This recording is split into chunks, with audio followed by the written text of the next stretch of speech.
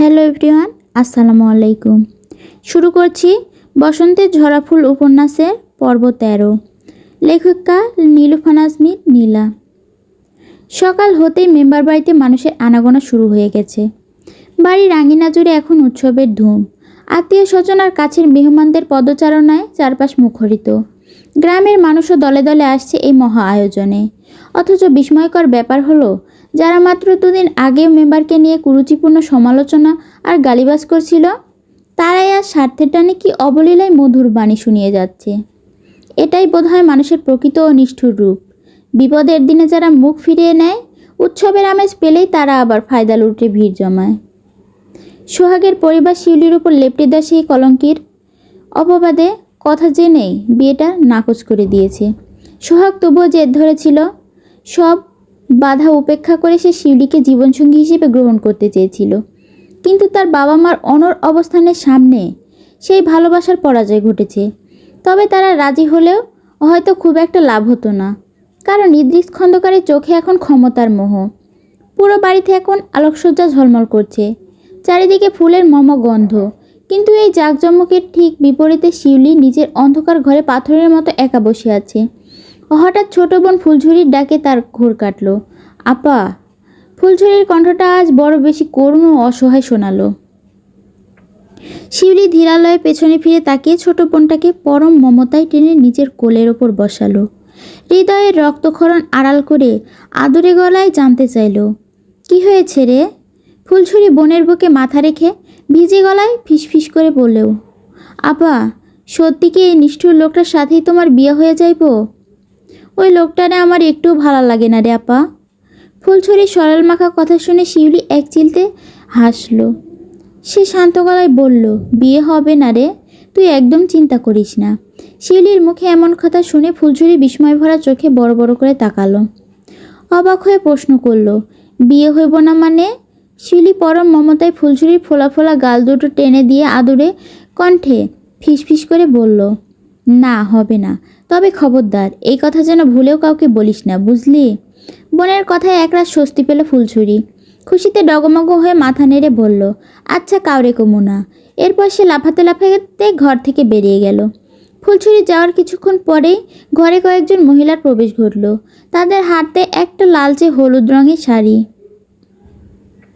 পাশের বাড়ির এক ভাবি শাড়িটা শিউলির দিকে এগিয়ে দিয়ে উৎসাহের সাথে বললেন, নাও শিউলি, এই শাড়িটা চট করে পরে নাও। এখন তোমার হলুদ দিয়ে গোসল করাতে হবে। শিউলির ভেতরটা প্রচণ্ড বিরক্তি আর বিস্ময়তা ভরে উঠল। সে তিক্ত গলায় জবাব দিল, কিসের গোসল? আমি গোসল নিজেই করতে পারি। যেদিন দেহে প্রাণ থাকবে না, হাত পা নাড়ানোর ক্ষমতা থাকবে না, সেদিন না হয় এসে তোমরা গোসল করিয়ে দিও। কথাগুলো বলেই শিউলি শাড়িটা এক ঝটকায় ছিনিয়ে নিল এবং ধীর পায়ে গোসলখানায় দিকে এগিয়ে যেতে লাগলো।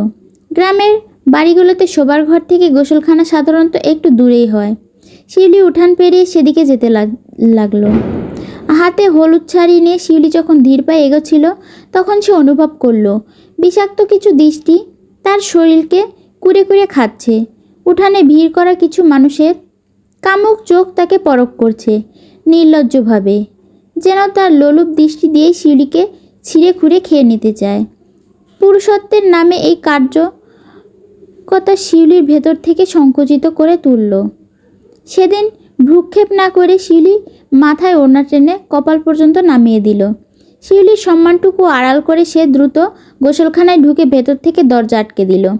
বাইরে চারিদিকে এত আয়োজন, এত বিশৃঙ্খলা আর এত কলুষতা, অথচ এই বদ্ধ দরজার আড়ালে শিউলির মনে আজ এক অদ্ভুত প্রশান্তি খেলা করছে। এই নরখাদক গুলজার থেকে মুক্তি পথ সে খুঁজে পেয়েছে।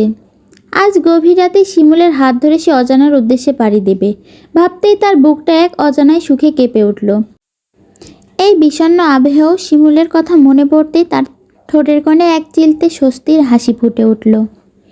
দীর্ঘ সময় নিয়ে গোসল ছেড়ে নিজেকে পবিত্র করে নিয়ে শিউলি ধীরস্থিরভাবে বেরিয়ে এলো।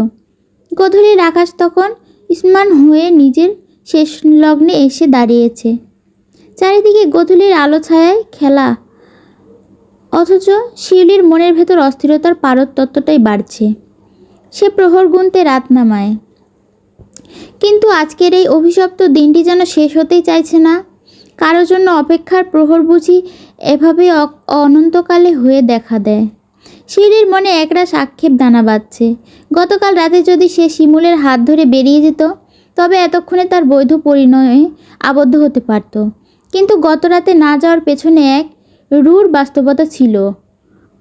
এই কঠিন পৃথিবীতে ভালোবাসা টিকিয়ে রাখতে তো অর্থের প্রয়োজন। শিউলি জানত শিমুলের কাছে যে সামান্য টাকা আছে তা দিয়ে অজানার উদ্দেশ্যে পাড়ি দেওয়া সম্ভব নয়। তাই সে একটু আগেই তার অতি যত্নের মাটির ব্যাংকটি ভেঙেছে। সেখানে জমে থাকা প্রায় 25 টাকা সে সযত্নে কুড়িয়ে নিয়েছে। তাছাড়া বিয়ের জন্য গড়া নিজের কিছু গয়নাও সে সাথে রেখেছে। এটাই এখন তার আগামী সম্বল। হঠাৎ বাইরে থেকে তামিমের কর্কশ কণ্ঠ ভেসে আসছে। শিউলি চমকে উঠল। মুহূর্তের মধ্যে টাকাগুলো বালিশের নিচে গুজে দিয়ে সে স্বাভাবিক হওয়ার চেষ্টা করলো। সে জানতো এই সুযোগ সন্ধানী লোকটা ঠিকই তার ঘরে হানা দেবে। তার আশঙ্কা সত্যি হলো। এক যুবক ধৃষ্টতা নিয়ে তামিমের ঘরে প্রবেশ করলো। রুমে ঢোকেই শিউলিকে দেখে তামিম থমকে দাঁড়ালো। পরনে হলুদ শাড়ি, স্নিগ্ধ কেশ আর ফর্সা শরীরে হলুদের সেই উজ্জ্বলতা শিউলিকে যেন স্বর্গের কোনো অপ্সরীর মতো ফুটিয়ে তুলেছে। তামিমের সেই লোলুপ ও কামুক চাহনি দেখে শিউলির গা ঘিনঘিন করে উঠল। ইচ্ছে করছিল এখনই নখ দিয়ে ওর চোখ দুটো উপড়ে ফেলতে, কিন্তু নিরুপায় শিউলি কেবল ঘৃণাভরা মুখ ফিরিয়ে নিল। তামিম নির্লজ্জের মতো আয়েশ করে বলে উঠল, আহা শিউলি, তোমাকে এভাবে দেখলে তা যে কোনো পুরুষই পাগল হয়ে যাবে। এত রূপ আল্লাহ তোমাকে কেন দিল বলো তো? এই রূপই তো আজ আমার কাল হয়ে দাঁড়িয়েছে। শিউলি দাঁতে দাঁত চেপে তপ্ত নিঃশ্বাস ফেলে কথাগুলো বলল। যদি রূপ না থাকতো তবে তোদের মতো নরপশুর আমার জীবন নিয়ে এভাবে ছিনিমিনি খেলার সাহস পেত না। তামিম মোটেও লজ্জিত হলো না, বরং মাথায় হাত বুলিয়ে এক কুৎসিত হাসি দিয়ে বলল, ইস জানো শিউলি, শখের শরীরে তেজি কথাগুলো শুনতে মধুর মতো লাগে। কিন্তু দেখো আমি তোমাকে কত সম্মান দিয়ে তুমি বলছি, আর তুমি আমাকে তুই বলে সম্বোধন করছো। এটা কি ঠিক হচ্ছে? আজ বাদে কালই তো তোমার স্বামী হতে যাচ্ছি, একটু ভালোবেসেও তো ডাকতে পারো না কি? শিউলির রাগে ঘৃণায় শরীর কাঁপছে। তামিম কিছুক্ষণ নীরব থেকে তার অস্বস্তির উপভোগ করলো। তারপর আরও এক ধাপ এগিয়ে বলল, সুইট হার্ট, এক কাজ করলে কেমন হয় বলো তো? চলো এখনই বিয়েটা সেরে ফেলি, তারপর আজ রাতেই না হয় বাসরটা জাঁকিয়ে করা যাবে। কথাটা শুনে শিউলি আক্ষরিক অর্থে আটকে উঠল। তার বুকের ভেতরটা ধক করে উঠল। এখনই বিয়ে মানে? সব তো শেষ। শিমুলের সাথে পালানো সব স্বপ্ন ধূলিসাৎ হয়ে যাবে। শিউলি ভয়ে দুপা পিছিয়ে গেল। কাঁপা কাঁপা গলায় তোতলাতে তোতলাতে বলল, মানে এখন এখন বিয়ে মানে? শিউলির চোখ মুখে ফুটে ওঠা সেই চরম আতঙ্ক দেখে তামিম পৈশাচিক আনন্দে মেতে উঠল। সে অট্টহাসি দিয়ে ঘর কাঁপিয়ে বলল, আরে এত ভয় পেও না, এখনই বিয়ে করা সম্ভব না, জাস্ট মজা করলাম। তবে চাইলে কিন্তু এখনই কাজী ডাকা যায়, তুমি যদি রাজি থাকো। তবে আমার কোনো আপত্তি নেই। তামিমের কথা শুনে শিউলি যেন এক পশলা স্বস্তির নিঃশ্বাস ফেলল। খাঁচায় বন্দি পাখির মতো তার ছটপটে প্রাণটা যেন কোনো মতে প্রাণে বাঁচল। সে কোনো মতে নিজেকে সামলে নিয়ে বলল, দয়া করে এখন এখান থেকে যান, অন্তত আজকের দিনটা আমাকে একটু একা থাকতে দিন, অনুরোধ করছি। তামিম বাঁকা হেসে উত্তর দিল, ঠিক আছে যাচ্ছি। সে দরজার দিকে পা বাড়িয়েও হঠাৎ থমকে দাঁড়ায়। তারপর আবার শিউলির দিকে ফিরে অনেকটা ঝুঁকে এসে ফিসফিস করে বলল, তবে একটা সত্যি কথা বলছি শিউলি, তোমাকে আমি ভীষণ ভালোবাসি। আমার এই জীবনে সবচেয়ে বেশি চেয়েছি তোমাকে। এখন তুমি হয়তো বলবে, তবে কেন তোমার উপর এত কলঙ্ক লেপে দিলাম? আসলে শোনো, তোমাকে পাওয়ার আর কোনো উপায় আমার হাতে ছিল না। যে কোনো মূল্যে তোমাকে আমার চাইই ছিল, আর তার জন্যই এই পথ বেছে নেওয়া। এসবের জন্য আমি সত্যি তোমার কাছে ক্ষমা প্রার্থী। শিউলি অসীম তিক্ততায় মুখ ফিরিয়ে নিল। এই ভালোবাসার ব্যাখ্যা তার কাছে বিষের মতো মনে হলো। শিউলির নীরবতা দেখে তামিম এবার সোজা হয়ে দাঁড়িয়ে ভীষণ কঠিন গলায় বলল, আর শোনো, খবরদার কোনো ধরনের উল্টাপাল্টা করার চেষ্টা করবে না, তার পরিণতি কিন্তু খুব ভয়াবহ হবে। আমার কথা মেনে চললে ভালো, আর অবাধ্য হলে তামিম কতটা ভয়ঙ্কর হতে পারে সেটা বুঝতে পারবে। বলেই তামিম আর সেই চিরচারিত কুৎসিত হাসি দিয়ে রুম থেকে বেরিয়ে গেল। সন্ধ্যা পেরিয়ে অন্ধকারে রাত নামতে শুরু করেছে। শিমুল নিঝুম পুকুরঘাটে পাথরের মতো দাঁড়িয়ে আছে। তার হাতে একটি ব্যাগ, সেখানে কিছু প্রয়োজনীয় জিনিসপাতি, কাপড় চোপড় আর মা আসিয়া বেগমের পরম মমতায় গুছিয়ে দেওয়া কিছু শুকনো খাবার। শিমুল যখন মাকে তার সিদ্ধান্তের কথা জানিয়েছিল, তার মা ফিরিয়ে দেননি, বরং অসীম সাহসী উৎসাহ দিয়েছেন শিউলিকে নিয়ে এই গ্রাম ছেড়ে দূরে কোথাও পালিয়ে যাওয়ার জন্য। অন্য কোনো মা এমন পরিস্থিতিতে কী করতেন জানা নেই, কিন্তু আসিয়া বেগম সন্তানের ভালোবাসার মূল্য বুঝেছিলেন। শিমুল অনেকক্ষণ ধরে নির্জনেই ঘাটে দাঁড়িয়ে আছে। ঝোপঝাড়ের মশাগুলো ঝাঁকে ঝাঁকে এসে তার পায়ে হাতে কামড়াচ্ছে, কিন্তু সেদিকে তার কোনো খেয়াল নেই। আধা ঘন্টারও বেশি সময় পার হয়ে গেছে, অথচ শিউলি আসার কোনো নামগন্ধ নেই। শিমুলের বুকের ভেতরটা অজানা আশঙ্কায় মোচড় দিয়ে উঠল। যদি শিউলি শেষ মুহূর্তে আসতে না পারে, যদি ধরা পড়ে যায়, এই ভয়টা তিমির অন্ধকারের মতো তাকে ক্রমেই গ্রাস করতে লাগলো। অপেক্ষার প্রহর যত দীর্ঘ হচ্ছে, দুশ্চিন্তার পাহাড় ততটাই ভারী হচ্ছে। শিমুলের দু চোখে ছাপিয়ে জল আসতে চাইল। এত বড় ছেলের কান্না পায় শুনলে হয়তো কেউ হাসবে, কিন্তু মানুষ যখন চরম অসহায়ের শেষ প্রান্তে পৌঁছায়, তখন কান্না ছাড়া আর কোনো ভাষা থাকে না। সেখানে বয়সের কোনো ছাপ বাছবিচার চলে না। শিমুল আজ বড় একা, বড় নিরুপায়। এই পালিয়ে যাওয়া ছাড়া আর তাদের কাছে আর কোনো পথ খোলা নেই। হঠাৎ আবছা আলো অন্ধকারে দূরে কার যেন অবয়ব চোখে পড়ল। শিউলি! মেয়েটা প্রায় দৌড়ে এদিকে আসছে। মুহূর্তেই শিমুলের বিষণ্ণ ঠোঁটে এক চিলতে হাসির রেখা ফুটে উঠল। তবে দুশ্চিন্তার ভারে সেই হাসি মুখে বেশিক্ষণ স্থায়ী হলো না। শিউলি শিমুলের কাছে এসে হাঁপাতে হাঁপাতে কেবল দুটি শব্দ বলল, চলো শিমুল ভাই, এখনই চলো। শিমুল কিছুটা উদ্বিগ্ন কণ্ঠে জিজ্ঞেস করলো, এত দেরি হলো যে বড়? শিউলি দীর্ঘশ্বাস ফেলে বলল, বাড়িতে আজ মানুষের মেলা, সেটা তো জানোই। সবার ঘুমাতে যে বড্ড দেরি হচ্ছিল, তাই আমারও বেরোতে সময় লাগলো। শিমুল অন্ধকারে শিউলির মুখটার দিকে একধ্যানে তাকিয়ে রইল। শিউলি আর এক মুহূর্ত সময় নষ্ট করতে চাইল না। সে শক্ত করে শিমুলের হাতটা আঁকড়ে ধরে হাঁটা শুরু করলো। চলতে চলতেই দৃঢ় গলায় বলল, শোনো, আমাদের সর্বপ্রথম কাজ হলো বিয়ে করা, তারপর অন্য কিছু ভাবা যাবে। শিউলির কথা শুনে শিমুলের ঠোঁটে এক চিলতে অমায়িক হাসি ফুটে উঠল। সেই হাসি দেখে শিউলি মৃদু ধমক দিয়ে বলল, এখন অত হাসো না তো, এমনিতেই তোমার হাসিতে আমি পাগল হয়ে যাই। এখন এই গভীর রাতে যদি ওভাবে হাসো, তবে দেখা যাবে আমি হাঁটা ভুলে তোমার হাসির দিকে তাকিয়ে বসে আছি। শিমুল সহজভাবে স্বীকারোক্তি দিল, আমি তাকাইয়া থাকি, এটা কি আমার দোষ? আমার চোখগুলো আজ বড় বেশরম হইয়া গেছে রে শিউলি। আমি না চাইতে সেগুলো বারবার তোর দিকেই চলে যায়। শিমুল ভাইয়ের এমন সহজ স্বীকারোক্তি শুনে শিউলি খিলখিল করে হেসে উঠল। তারপর হঠাৎ থমকে দাঁড়িয়ে আবেগমাখা কণ্ঠে বলল, জানো শিমুল ভাই, কতদিনের ইচ্ছা আমার, পরম ভালোবাসায় তোমার বুকে ঠিক মাঝখানে মাথা রেখে একটু চিরিয়ে নেব। এতদিন পর আজ সেই স্বপ্ন পূরণ হতে চলেছে। তোমাকে স্বামীরূপে বরণ করে নিয়ে তোমার বুকে মাথা রাখবো, আর ভীষণ আয়েসে চোখ বন্ধ করে সেই সুখটুকু অনুভব করব। শিমুল কোনো উত্তর দিতে পারল না। শিউলির প্রতি তার ভালোবাসার আজ মৌনতার রূপ নিয়েছে। তারা আবার দ্রুত পায়ে হাঁটা শুরু করলো। সামনে একটা ঘন জঙ্গল, যার বুক চিরে চলে গেছে সরু মেঠো পথ। এই জঙ্গলটা পার হতে পারলেই পাকা রাস্তা, কিন্তু এই শেষ রাতে সেখানে কোনো যানবাহন পাওয়া যাবে কিনা তা নিয়ে শিমুলের মনে সংশয় দানা বাঁধছে। চারিদিকে নিঝুম স্তব্ধ, ঝিঝি পোকার ডাক ছাড়া আর কোনো শব্দ নেই। হঠাৎ সেই নির্জনতা চিরে এক কর্কশ কণ্ঠ ডাক ভেসে এলো, কি পালিয়ে যাচ্ছ নাকি? সেই কণ্ঠস্বর শুনে শিমুল আর শিউলি দুজনের পায়ের তলার পৃথিবী যেন কেঁপে উঠল। শিউলি আতঙ্কে শিমুলের হাতটা পাথরের মতো শক্ত করে চেপে ধরল, আর শিমুলও নিঃশব্দে বুঝিয়ে দিল সে পাশে আছে। কিন্তু দুজনে যখন ধীর পায়ে পেছনে ফিরে তাকালো, তখন তাদের সমস্ত চেতনা যেন অসাড় হয়ে গেল। শিমুলের হাত থেকে ব্যাগটা ধপাস করে ধুলোয় পড়ে গেল, আর শিউলির আঙুলের ফাঁক গলে পড়ে গেল তার আগামীকালের সম্বল। এই গভীর রাতে কোনো অশরীরী ছায়া দেখলেও হয়তো তারা এতটা কুঁকড়ে যেত না, কিন্তু তাদের সামনে স্বয়ং যমদূতের মতো দাঁড়িয়ে আছে ইদ্রিস খন্দকার, আর পৈশাচিক হাসি নিয়ে দাঁড়িয়ে আছে তামিম।